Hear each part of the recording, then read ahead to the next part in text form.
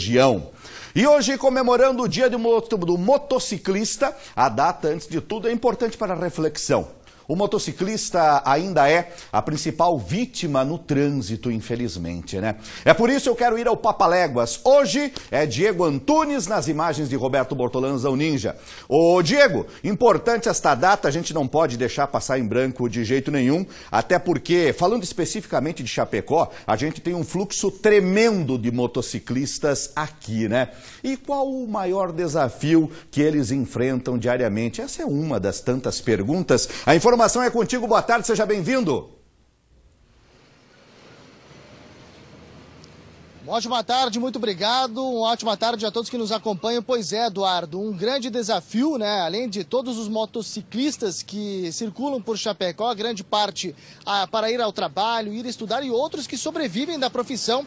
A exemplo do Tarcísio Bugiarec, que é mototaxista de um ponto aqui do ladinho da rodoviária de Chapecó. Tarcísio, são vários os desafios no dia a dia. Quantos anos de profissão já em cima das duas rodas? Boa tarde. Boa tarde, Diego. Já são 12 anos de profissão, né? 12 anos que a gente está na ativa aí. Nesses 12 anos, algum acidente de trânsito, enfim, ou já flagrou pelo menos muitas situações com seus colegas? Eu, graças a Deus, de minha parte, não sofri nenhum acidente assim grave, né? Mas, claro, os colegas já sofreram bastante. Aqui, junto com nós, já tivemos colegas de acidente grave mesmo, né? Bem complicado, né? Enquanto o trânsito vem crescendo, a situação de acidente fica todo dia mais fácil de acontecer, né? Quem trabalha com motociclismo, né, os mototaxistas, né, os motofretistas, não tem dia, não tem hora, não tem sol, não tem chuva, né, enfim, tem que trabalhar. Qual é o principal desafio nas ruas de Chapecó hoje em dia? Hoje em dia as centrais trabalham 24 horas, né, todo de domingo a domingo, né, porque não podemos deixar os clientes ficarem sem o transporte, né. O principal desafio hoje se torna um pouco dificultoso o estacionamento no centro, né? Estacionamento no centro para fazer uma entrega é complicado hoje. E em questão de trânsito, trafegabilidade de veículos e essa competição, digamos assim, com os veículos maiores, com os caminhões, com os carros, como é que funciona e qual é o principal desafio nesse sentido? Principalmente no horário de pico, nas vias mais movimentadas, você forma aquela fila no meio dos carros, né? Ali que se torna o perigo, né? Que a gente tenta evitar, pois é uma infração também, né?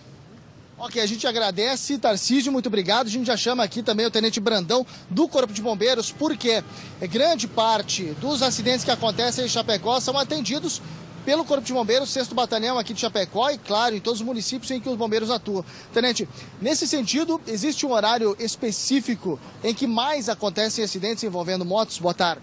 Boa tarde.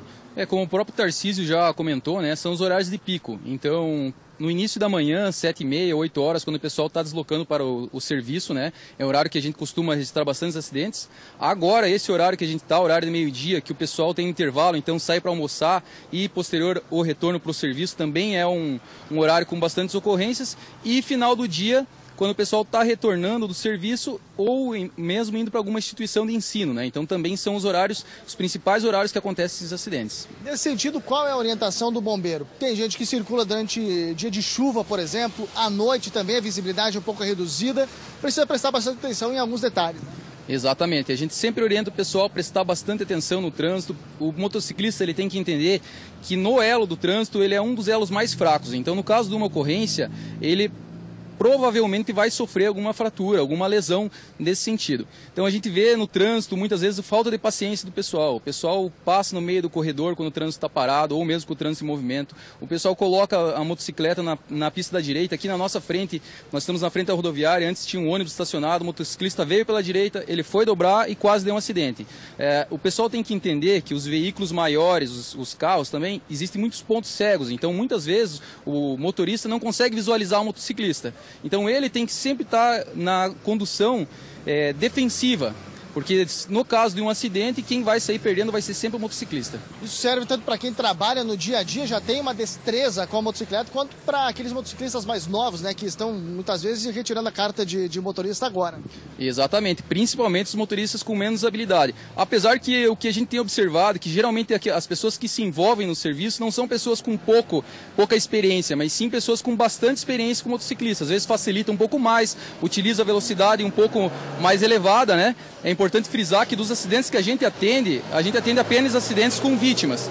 Então a gente não tem um dado estatístico de todos os acidentes, mas nesse contexto, mais de 90% dos acidentes envolvem o motociclista. Isso por quê? Porque o motociclista ele é vulnerável. Um veículo hoje, um carro, por exemplo, o veículo em si já é mais seguro e ele tem outros sistemas, cinto de segurança, airbag, que protege a vítima. O motociclista, ele basicamente depende apenas do capacete. Então, fatalmente, se tiver alguma ocorrência, ele vai sair ferido. Ok, obrigado pelas informações. Agradecemos o Tenente Brandão, do 6º Batalhão de Bombeiro Militar de Chapecó, Tarcísio Bujarec. E também, né, parabenizamos a todos os motociclistas de modo geral, né, quem trabalha, quem utiliza da moto no dia a dia. Daqui a pouco a gente volta com mais informações dentro do Balanço Geral.